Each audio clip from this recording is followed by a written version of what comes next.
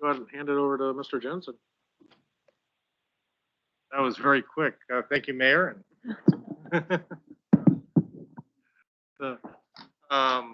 Used to long preambles. But You have to remember, I went to a college graduation where it was a 5-minute speech because he knew it was summer graduation, wanted everyone to get out. right. Very good. All right. Well, I'm Eric Jensen with Jensen Strategies, and thank you again for the opportunity to do this recruitment for your next city manager. We're really looking forward to finding somebody who's the right fit for you. So, and thank you, by the way, also for interviewing with us. That was really helpful in putting together the document that you have in front of you that we sent out in advance. And it's going to be a critical document as we move forward into the process. I'll talk a little bit more about that. But what you should have in front of you today is really 3 different pieces. One piece is the adoption document that is just essentially the cover sheet, if you will, for the other 2 appendices, explaining how those pieces fit into the process. Second, and probably the most critical and what we'll want to talk about the most this evening, is the position profile. And the position profile is what we use to set the standard of what you want in your next city manager. So we will be using this all through the process to set the criteria going forward for evaluation of the candidates all the way along. In addition to that, you have the hiring procedures, and the hiring procedures are what you had already seen in our proposal. The only difference is we've taken it from this point on as opposed to where we started at the very beginning. So it should be pretty much verbatim for what you saw in our proposal. So, and then the last thing I'm hoping to touch on today is just to confirm the salary range and make sure that we're on the same page on that going forward. So what I'd like to do first is talk about the position profile. And just to reiterate how this is developed, we interviewed all of you. We also interviewed the department heads and your city attorney. And in total, there were 14 interviews, 7 councils, 7 staff that we interviewed. We also did a separate online survey for the staff to answer questions about what they would like to see in the next city manager. We had a total of 16 responses from that survey, so I consider that to be a good turnout in terms of numbers. We also did offer up a community survey online, but we only received 1 response.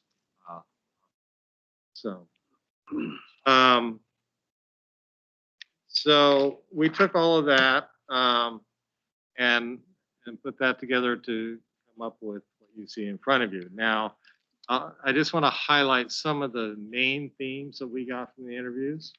One of the main themes is that things are going well. People are feeling like the city's headed in the right direction. Yeah, you've got challenges. There's no question about that. But overall, you're in a good place.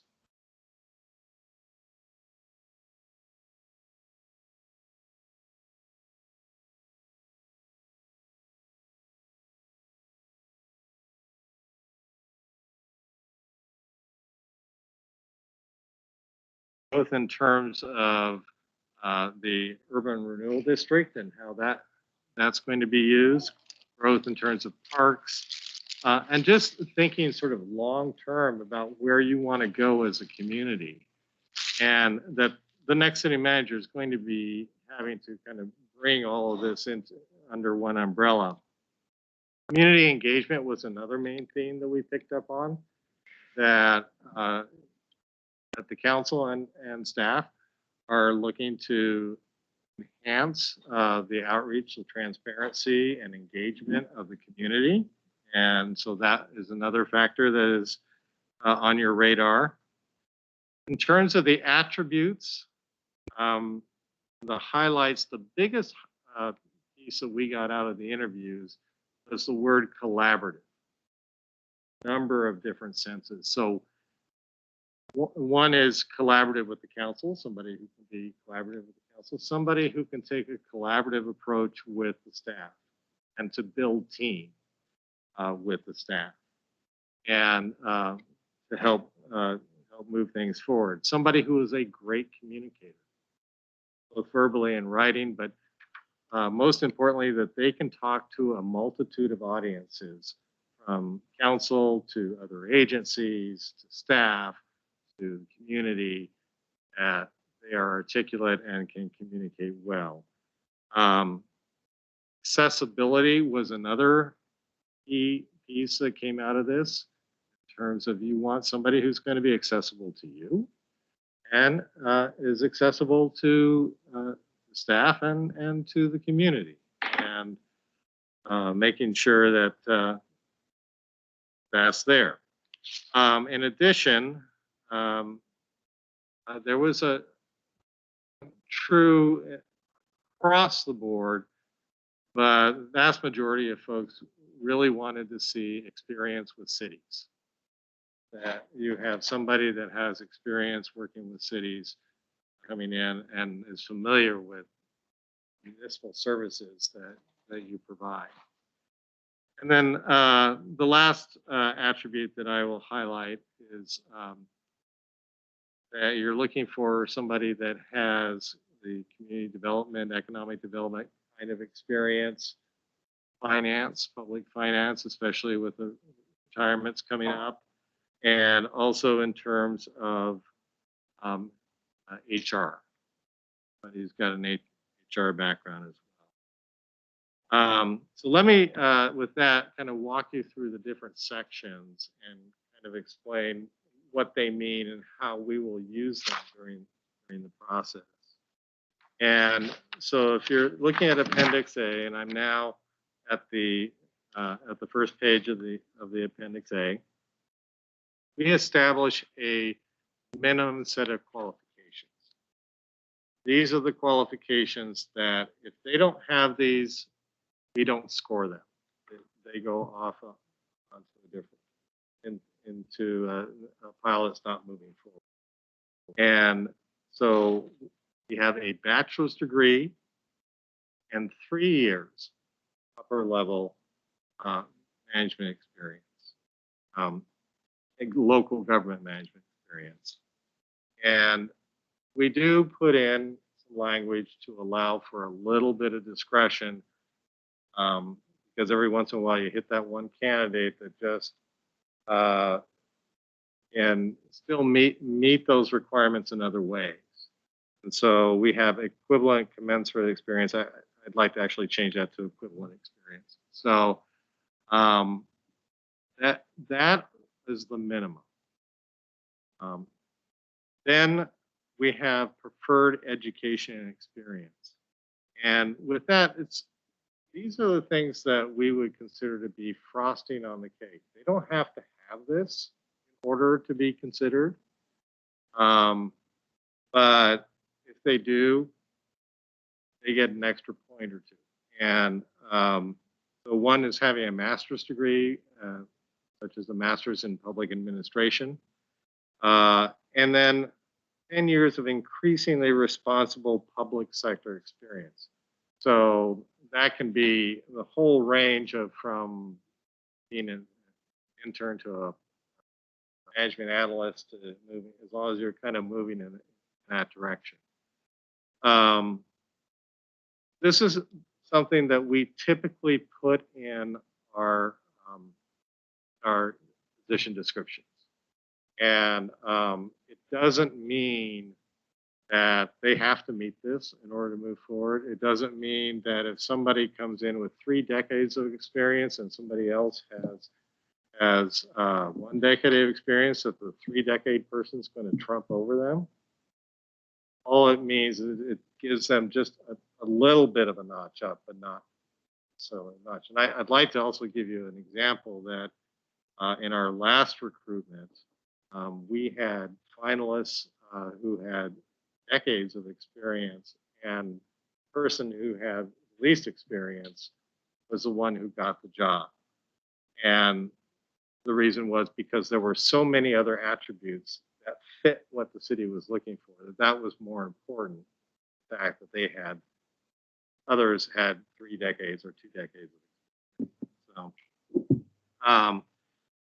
and then also folding in, if they've got a specific experience in economic development, public finance, union relations, Oregon land use, that also gives them a little bit. Again, it's not exclusive. Yeah. Last time we had a candidate that had a degree in economics, and it seemed like that maybe should have applied, not listed here. Would that, if they had a master's degree in economics, would that be a plus for them, or would it show up anywhere? Yeah, that under the way this is written right now, yes, that could help. So now I also want to make clear the reason we're doing this in a work session is we want to make sure this fits what you want. So I'm happy to change any language along the way that will make it closer to what the fit that you would like. So this is by no means a done deal. The reason it says draft. President. It seems to me that when you put something in a city manager profile, people looking to apply are going to closely look at what we're looking for.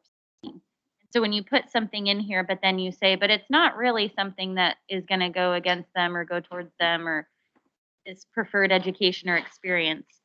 For me, I'd look at that and say at least 10 years of increasingly responsible public sector experience. Oh, I'm not qualified. I'm not even going to apply. I feel like if there's language in this document, they are exactly what we're looking for. It's not like if, and, so, but, maybes.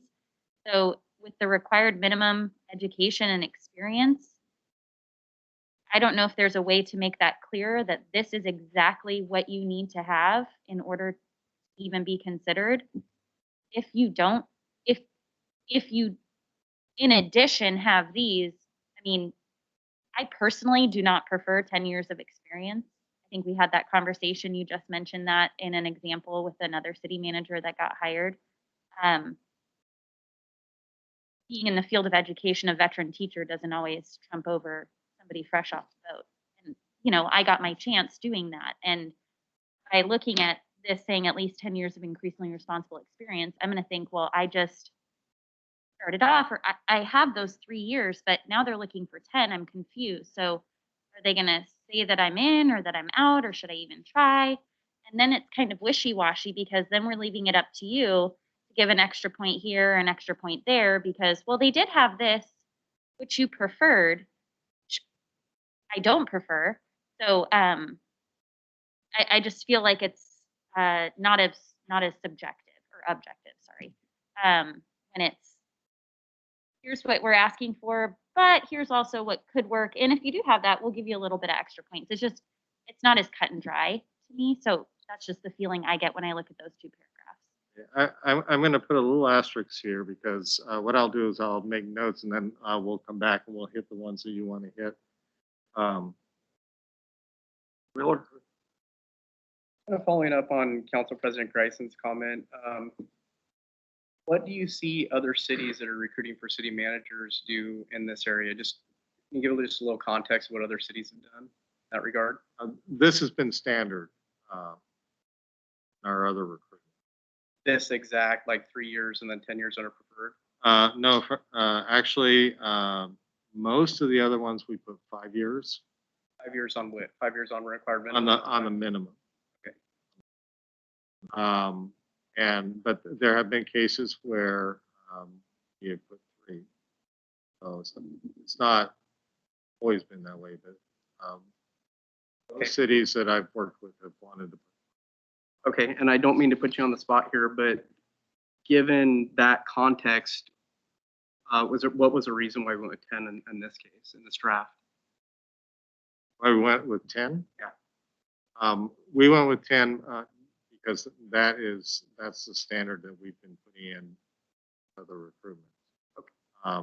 And our experience, someone who's been working in city, local government for that long, brings us a certain degree of expertise and experience. Okay, yeah, and I understand this is draft too. I'm just trying to get a little bit clarity. Yeah, and that's why I'm saying, if you folks want to put 5 or you want to put none, that's fine. But this is your position profile. So it's what you folks want to do. So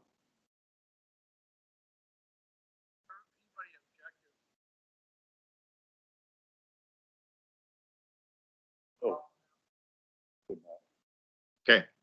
call the I wasn't governor. sure what the protocol was, so. Call the governor. Does anybody object? Not everybody answered. So is there anybody that answer that? Okay. I think under the governor's Yeah. order, he has to keep it on. The one question I was, or the comment I wanted to make, if you can keep your mic a little bit closer to when you're speaking, it'll make it so you can hear everybody in the room. If for some reason your mic isn't working, I'll come by and swap out the batteries. Just quickly, as we're having this conversation, can you grab a copy of the profile we used during the last round that we just did? I'm gonna look at Norm. The one that you did last time. Yeah.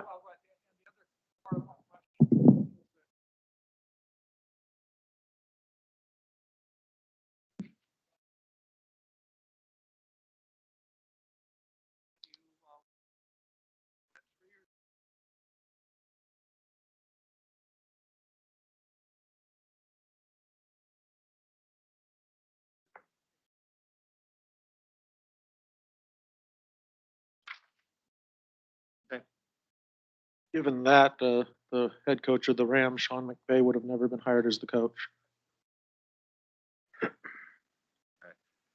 So, Well, that's what, we just want to make sure that we don't, I think what we're saying is we don't want to make sure that we miss that exception because the standard appears to be higher than what we feel comfortable with. So I'm comfortable with the required minimum education, the 10 years, on preferred. To me, it doesn't matter. The education is a preferred thing, definitely. I think that's where you get your training. okay, so So just to clarify, you will move people through the process if they meet paragraph 1.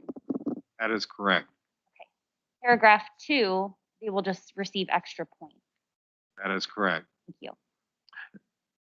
I have the same concern that Councilor Bryson has. It.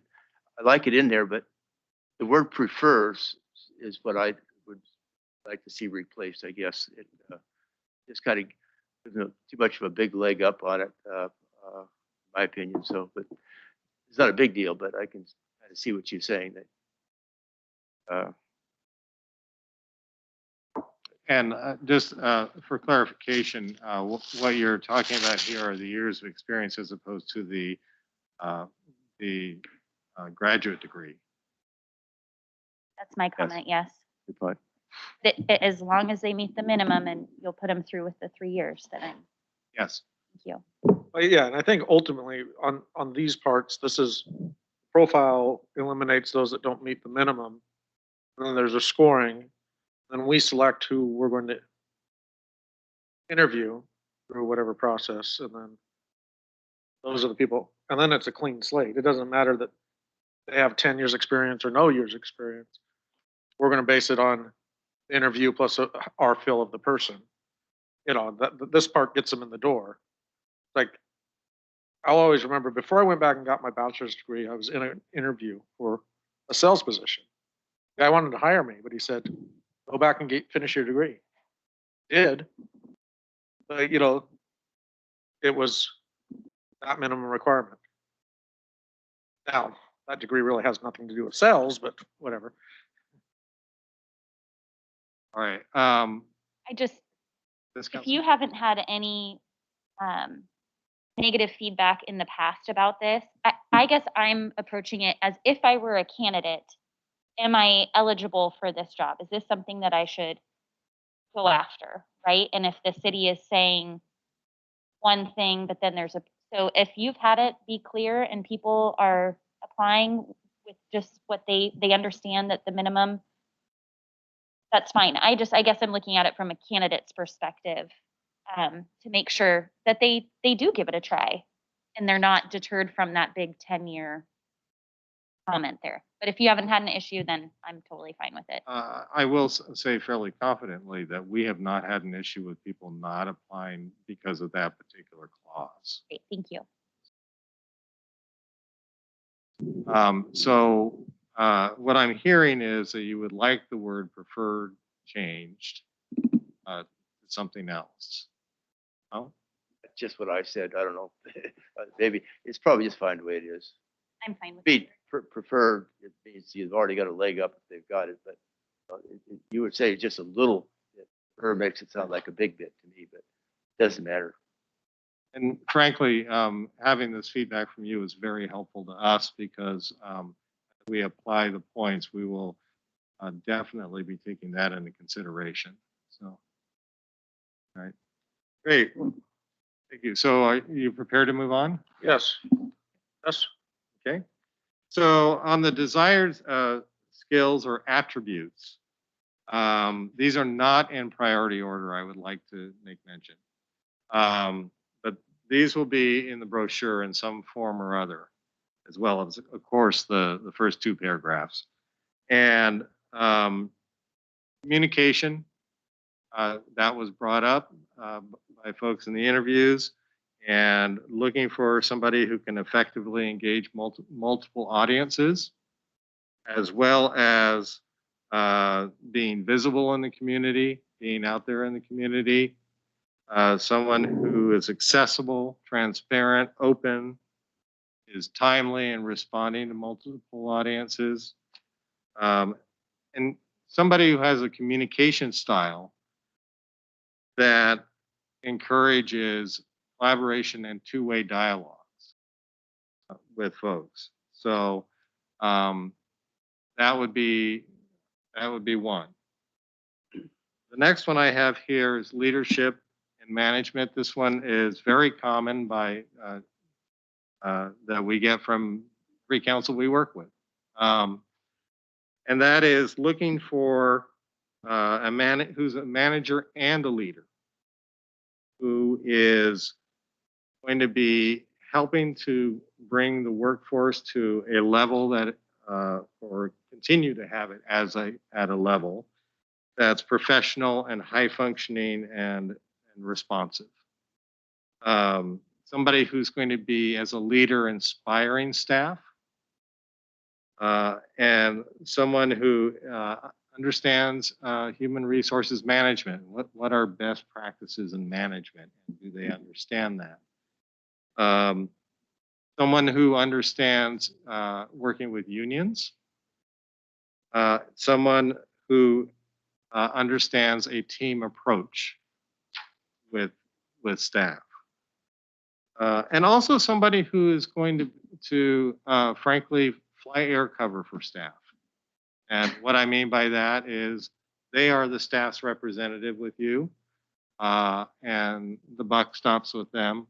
And it's their job to hold the staff accountable, then they are accountable to you. And so expectation is that the city manager will be their representative and an advocate. Okay, and looking for somebody who's going to be looking at a variety of viewpoints and open to different perspectives as part of being a manager. So, okay. The next one is appreciation for the community. We heard this a lot in the interviews, that you wanted someone who understood Scappoose, and that has an appreciation for the unique attributes that this community has. You have the line, small town, big community. And what I heard and what Amelia heard in the interviews is you want somebody who's going to embrace that. And understands that this is a community that supports one another, and it's a community that works together, and that this person appreciates the impact that they have as a city manager in that community environment. The next one is public infrastructure experience. You have a lot of public infrastructure projects going on right now with the wastewater treatment plant and water supply issues that you've been talking about. And so having somebody who understands that world, of that public works world, with regard to wastewater, stormwater, water supply, streets, that they have that understanding, and that they're not hearing foreign terms when they're hearing it for the first time about what's happening with a project. And then also just in terms of being able to plan for growth in infrastructure, understanding that. Community engagement is the next one on the list. And with the community engagement, I've already talked about this a little bit. But you want somebody who's going to be visible in the community, somebody who's going to be out there and accessible to the community.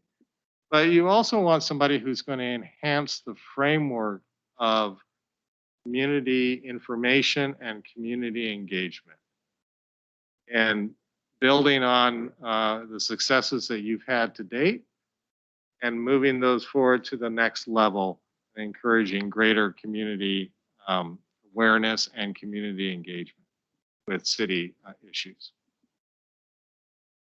Budget and finance. A number of people talked about the importance of having somebody who understands public finance, somebody who has the ability to do a budget, but also someone who understands the revenue side of the equation, and that the opportunities for long-term sustainable funding and the different options for funding, different revenue options that are available. And then tying all of this in to the longer term planning for the city, and bringing in concert the money side with what's happening out there in terms of the operations of the city. The next one is council relations. This one's pretty standard in our experience with most councils want this. Somebody who's going to be responsive, transparent, accessible, inclusive, and work collaboratively with that. And you're expecting somebody that's going to be proactive in terms of addressing policy issues, that they're helping to get ahead of the game when policy issues are going to be coming up before you, that they've already been thinking about it. And they're ready to help you think through how to go through it. And then you're also looking for somebody who's going to be at the helm, but not just steering the ship, but know what's going on below deck, so that when questions are coming up, that they're aware of what's happening in the various departments. Economic community development, this is a big one,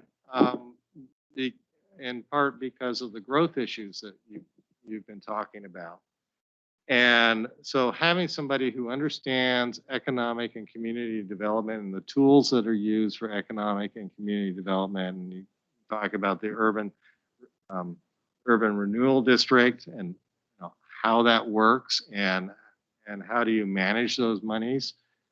And also just somebody who understands, when it comes to community development, land use, has an understanding of Oregon land use. So that's important. Intergovernmental relations is another one that's very common. You need somebody who is going to be able to interface with your local government partners, that they are able to deal with DEQ on regulation issues when they're coming up, that they are able to interface with other jurisdictions like ODOT when you're working on a multi-jurisdictional project. Somebody who has the ability to do that collaboratively, but at the same time, be able to represent the city's interests. And then this last one is one that we put in all of our recruitments, just saying that the city manager has a thorough understanding of the council manager form of government and the proper roles of bodies and individuals with such governments, and that they are expected to ensure that the city council staff advisory bodies are all operating effectively with each other and within their legally defined rules. So those are the attributes. I'm going to pause here for just a moment and see if you have any comments on those. Lisowski. Mr. Jensen, I would just ask, of the different criterias that were highlighted, was there one that was maybe that you were on the fence of, should we change out with, based on our responses on adding a different criteria that you had listed? No. Transportation we talked about in terms of breaking that out, and we decided that that was going to be included in infrastructure, so that's part of that discussion. So we ended up not breaking that one out. Long-term planning, we decided to fold in long-term planning into the various pieces because long-term planning really crosses over a number of these areas. But we didn't break that one out either. Great, thank you. I think that the listing that you provided is very thorough. I appreciate that you took the time, that you and your team took the time to gather this information, because I think that it is pivotal for us to be having our vision of the next city manager represented in the recruitment process. So I think that this is a very thorough job. So I appreciate your time. Glad to hear that. Thank you, Councilor. Councilor Hogan.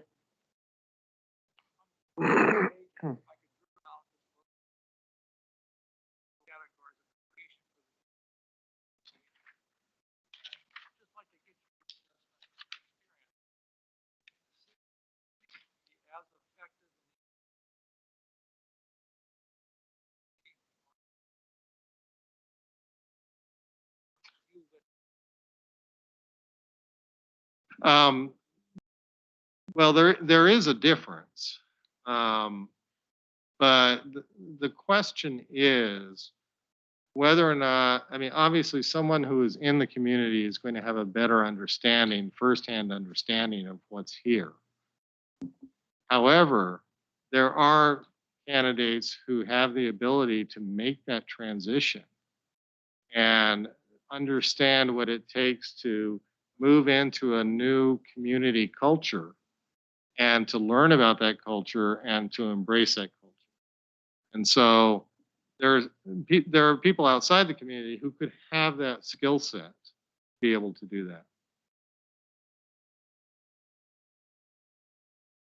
Mr. Miller.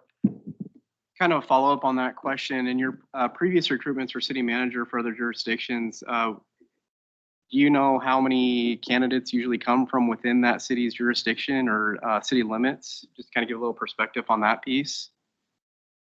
Very few. Most of the time, we're getting candidates primarily from outside. But every once in a while, we'll get one from inside the community. I can think of 2 or 3 instances where we had some folks from inside the community that did apply. Out of how many total recruitments? Out of probably 7 or 8. Thank you. Well, I think the question is really not how many live in the community that apply, how many would be willing to move to the community would be the more accurate question, in my opinion. And personally, I think whoever the candidate is, for them to be really engaged in the community, accessible, visible, and active in the community, they have to live somewhere nearby.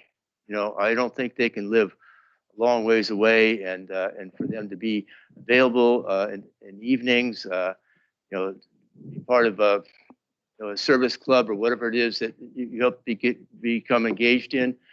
I don't see that. And I see the city manager position. I know others disagree with me on this, but still my opinion. I see the city manager's position as one that is different than being the police department or being a department head. They need to be part of this community. I don't even think they have to live in the city. I think they have to live nearby enough. And to me, it'd be desirable if they lived in the school district. But if they were living an hour's away, they cannot be fully engaged in this community. They're going to be like everybody else. They got families to go home to. It's an hour one way, an hour back. And, so I don't know how others feel, but I'm not even sure how we put that in there. Obviously, I don't think it's going to apply that we say they live in the community, but I think maybe they need to live within 30 minutes of the community or 20 minutes, you know. If I may, Counselor, we've actually had this very same issue come up in the last 3 recruitments that we've done. The exact same expectation happened in those communities. And what we did is we put language in, and we can do that here, that says that the city manager will be expected to live in close proximity to the city. And That would satisfy me.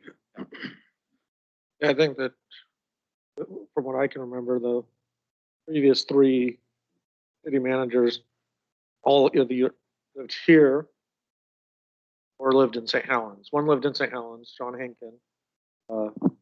Jerry Gillum moved and lived literally right up the street in a house right on First Street. And Mike, obviously, lives up Dutch Canyon. So, but I agree. I think that there's a, you know, closer to the community, the better. And, you know, Things unique about our community, you can be half hour away and still be in the school district almost, you know. We go out quite a ways, maybe not half hour, but 20, 25 minutes. Mr. Lasowski. I'd lean on counsel, legal counsel. Is there any employment discrimination laws that we would need to be concerned about and adding language of that type? So, no, I do not think so, especially if you're looking at a response time. You know, there's a lot of public employees that have a requirement to live within a certain response time of the city. And it's, I mean, thinking about my cities, it's a mixed bag in terms of which city managers live within the city's jurisdictions and which ones don't. And I think you can be successful both ways, in my opinion. I think one of the issues is, you know, there's not a lot of housing inventory that is on the market right now. And, you know, I think obviously you want them to be fairly close to the city or within a reasonable commute to the city, but the market's so tight that asking someone to, you know, maybe they have an apartment lease that they can't get out of. Maybe they have a house that they love that's, you know, 25 minutes away, or maybe they just can't find a house here that meets their needs. And so it seems like if we were in a normal housing market like it was 8 years ago, I think it would be probably easier for people to meet that obligation, but there's not a whole lot of housing choices happening right now, realistically. Councilor Pauling. I was just gonna, kind of the note that I was gonna speak on the same as Peter's, you know, I think that I would prefer that somebody obviously lived within a close distance, but, you know, we do live in an economy right now in our Scappoose where the houses, we probably have 1 or 2 houses on the market right now that are probably gonna be gone in 2 seconds anyway. It will be challenging for somebody to find a house within Scappoose. But I mean, I think that we definitely need to this proximity. But you know, if we have to outline that, probably need to take a look at that and actually see what that looks like too. I was just going to read you what we had in the Carlton brochure. And it's in the section about knowing the community and appreciating the community. The last sentence reads, a desire and willingness to live in or in very close proximity to the city. We could put the very same line in the same section on yours. No, you were first. So I 100% agree with the logic and the rationale in the close proximity, and I'm 100% on board with that. If we can get somebody that wants to live closer in the city, then to me, that's a plus. When I look at, when we go through these requirements that we just went through, I feel like we might be narrowing ourselves on the candidate pool quite a bit. And are we willing to give up other qualifications to have somebody, that's a part that we really don't know either. So that's kind of scary on how that requirement is going to filter out other candidates who would otherwise be qualified and apply. So I think we're all in agreement that that is something that we would really like to see, but I think what we need to consider is, do we want to make that a requirement? The wording that I think Mr. Jensen just said is appropriate, but I don't know that we want to make it a hard, fast rule because I feel like we're really going to filter out. I think it's a negotiation point once we make a choice. So we choose this candidate and say say they live in Southeast Portland, just as an example. And we want to hire them and we're like, well, you're willing to move here closer. I think that's a negotiation. Wouldn't that be a negotiation? That is correct, Mayor. Okay. We also consider, preferred qualification or like a preference to somebody to live closer. That's something you've done before. Where they currently live is not something that's under consideration when we evaluate them. Yeah, it'd be willingness to live within close proximity of the city, whatever that may mean. I think you're right. It's probably negotiation, like once you're sort of narrowing in on a candidate. And that's why we use somewhat vague language in terms of close proximity. One person's close proximity is a mile, another is 10 miles. Yeah. So, Counselor. So are we in agreement that the language that Carlton uses is appropriate? The desire to locate, it's open-ended. At least that if you have a location, you're headed down that avenue when it goes to negotiations. Then I think that's good language. Yeah, I think that's the language. President. I just have a feeling that not everyone in this room agrees on what close proximity is in terms of a number or location, considering the larger areas that are around Scappoose.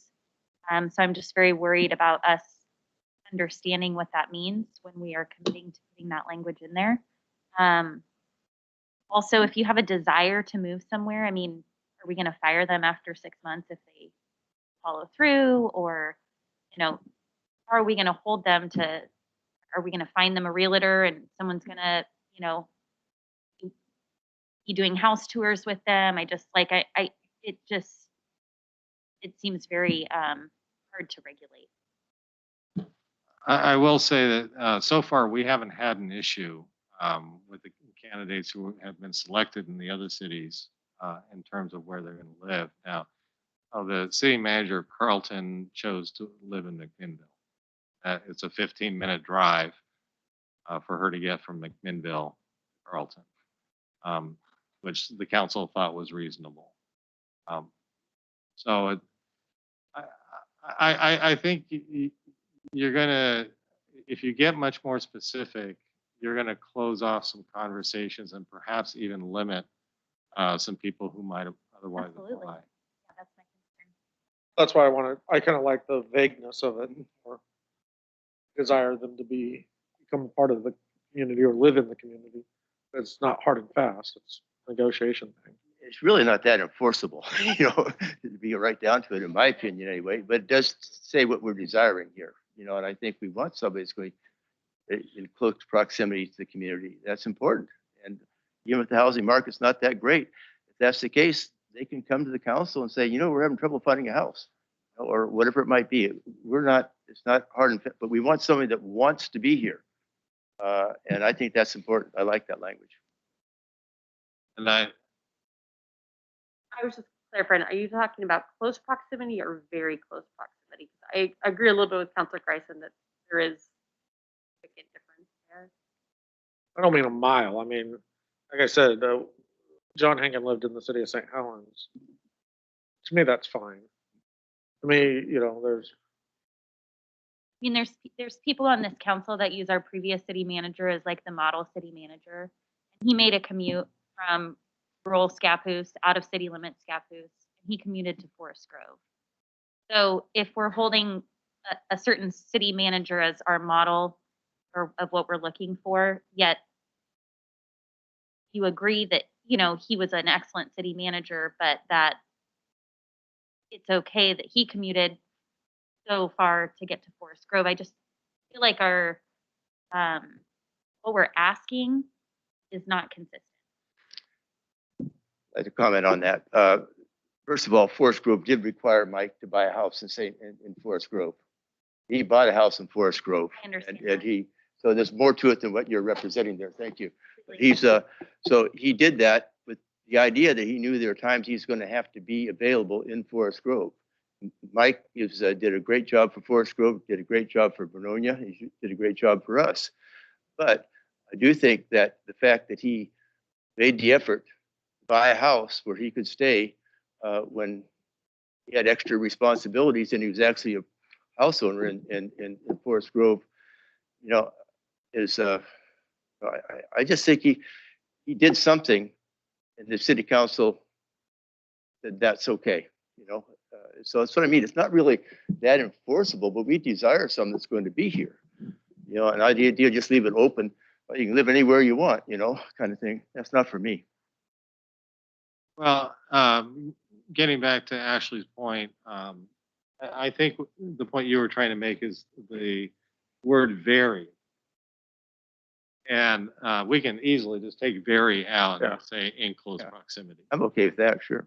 Okay, so we'll go ahead and do that. If That that's sounded all right good to me. I don't with council. see anything. Yeah. Sounded good. Compromise. All right. Anything else on the attributes? Okay. And then the other thing that we're required to put in into this document is a set of policy priorities. And so based on the interviews, we came up with 4 policy priorities. One being stormwater and wastewater and water supply infrastructure. And this describes a little bit of the situation that you are currently in on those projects or that planning.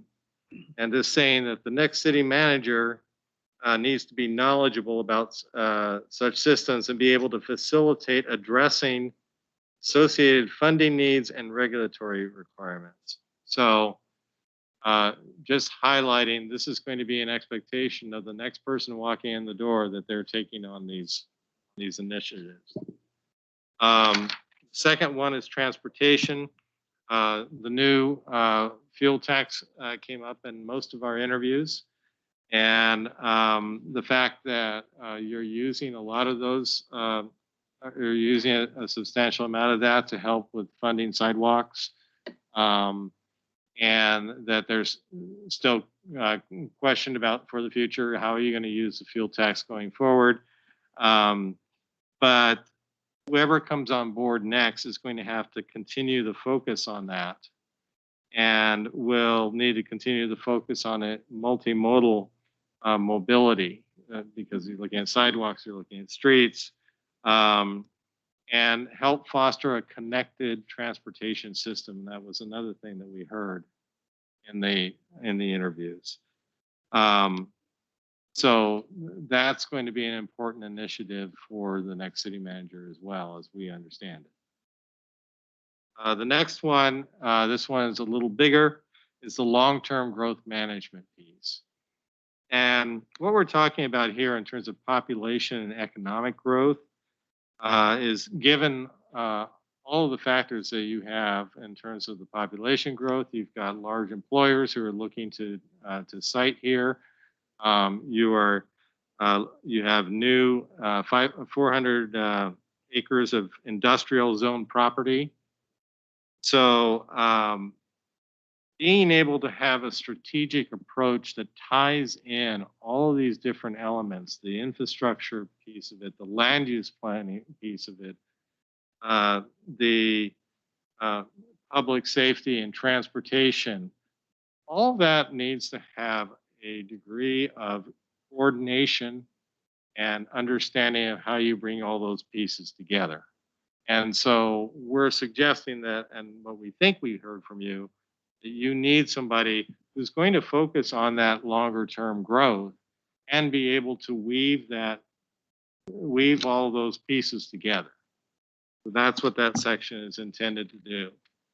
And then the last one is the community engagement piece and the expectation that they take a comprehensive approach to expanding information sharing and engagement. So those would be the priorities that we would put into the brochure and that we would use. Those meet with your understanding and thumbs up. Very well, thank you. Okay. All right. So now we can speed up a lot faster because I know you're running out of time. The next section.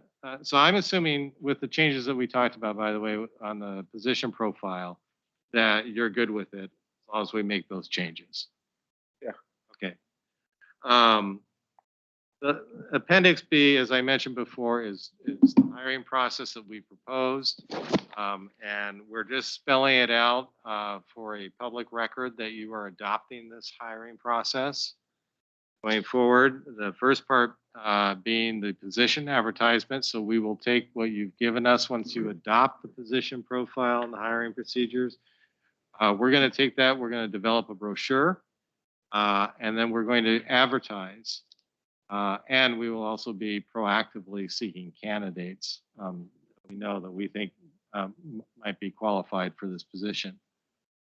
So that's the position advertisement portion. The position will be out for 4 weeks, which is standard. We're looking at the position being out, I believe it's June 1st to, I think it's the 29th. It's on the little calendar here at the very end. 28th. No, sorry. 29th. That's right. Sorry. Okay. After that, then we start the screening process, and we will go through the applications. We have 3 of us are all former public administrators. We will be going through and rating all of the written applications and taking out those that don't meet the minimum qualifications. And then we will select a handful, usually it's about 10 to 15, that we will interview by Zoom to see whether or not they meet what's on paper is what we're seeing in person. After that, we will then come to you and present you with everybody that we interviewed. So you will see all the applications of everybody who was interviewed and their background information. And at that point, we will be looking to you to select the finalists. We will have recommendations for you as to who we believe would be the best to move forward, but ultimately it is your decision. After that's done, then we have about a 3-week period where we do the background checks, and we use our background check firm, Legal Locator Service, to do the background checks. I will point out an omission here on 2.5 under the background checks. Civil litigation should also be listed on there because we also check for that as a standard. So I will be adding that language in for what you adopt, unless you feel otherwise. And we also do reference checks, and we do checks with other references of people we know that can give us some insights. We bring everybody back for a finalist week. We do a community reception. We do a staff reception with all the finalists. And then we have 3 panels that interview. You are one of the panels. We also have a community leader panel and an administrator panel. And we will facilitate all the panels and act as moderators during the interviews, and also kind of making sure people are asking questions that they can ask, as opposed to some that they shouldn't ask. Although we haven't had a problem with that. And at the end of the week, we will meet with you and we will give you all the information that we've gathered through the receptions, through the background checks, through the reference checks from the panels, and then help facilitate a deliberation with you to select the person you would like to have as your next city manager. President?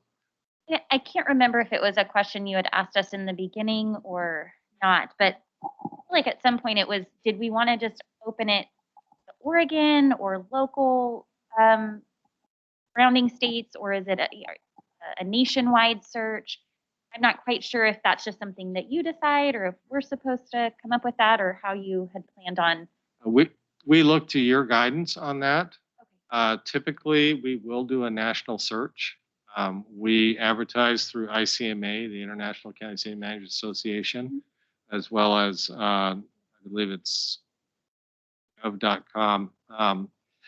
And then we also advertise through a number of places in the Northwest, as well as some of the state associations in nearby states, including California, Washington, Idaho, and sometimes we also include Montana. I thought this all looked really good. I only had one question. If we have somebody that's from out of state, or even someone has to drive a long distance within the state, is there any provision in here where we would pay for their transportation and their motel if they needed it, and whatever? It seems to me that's the right thing to do in that circumstance with candidates at this level of position. Yes, that would be correct, because you want to do these interviews in person. And I've been in situations where we've had a client try to do it by Zoom and it didn't work well. And so, yes, we would highly recommend that you bring them out here. All right, anything else? This will be back at our next council meeting for formal adoption. So yes, I will make the changes with that we've talked about today, and then I will send it back to the city to put in your packet for adoption. Mr. Mayor. Counselor? Mr. Jensen, in your brochure, do you put together a description of our community to give a little bit of a snapshot of where we are, who we are, what we represent? Absolutely. And I think you may have seen that in the sample brochures that we gave you in our proposal. And that's the reason, if you recall, during the interviews, we asked you about the attributes of your community. What would be attractive about your community? And that's the reason we were asking you that, is to give us fodder to write that. Thank you. And we will work, by the way, on the brochures, we will work with Jill and city staff to be able to coordinate that going forward. Okay. Mr. Hogan? One final quick question. Is Scappoose Council typical or atypical? In what respect? Thank you. You've done an excellent job. Thank you very much, Eric. Let's go ahead and close the work session. We kind of just have to go straight into the meeting.